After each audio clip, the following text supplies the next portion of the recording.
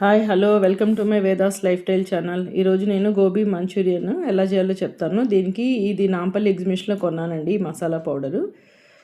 అది ఒక బౌల్లో వేసుకున్నాను. తర్వాత ఈ గోబీ క్యాలీఫ్లవర్ని కట్ చేసుకొని స్టీమ్ పెట్టుకున్నాను. కింద వాటర్లో సాల్ట్ వేసుకొని కొద్దిగా పైన ముక్కల మీద పసుపు వేసుకొని కొంచెం స్టీమ్ పెట్టుకోవాలి. తర్వాత ఈ వాటర్ దీనిలో కొంచెం వాటర్ పడుతుందండి ఈ పౌడర్లో.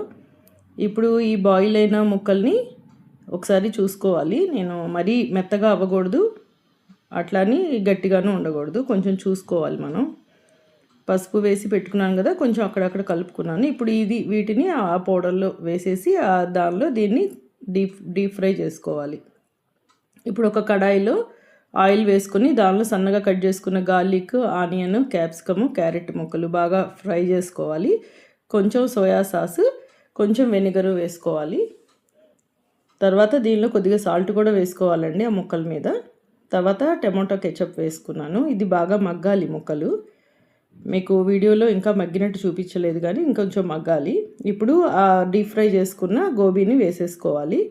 ఫైనల్గా కార్న్ఫ్లోర్ ఒక చిన్న స్పూన్ వేసుకొని కొంచెం వాటర్లో ఫైనల్గా ఈ వాటర్ దీనిలో వేసుకోవాలి. అంతేనండి, ఫైనల్గా కలుపుకోవటమేను. ఎమ్మి గోబీ మంచూరియన్ రెడీ.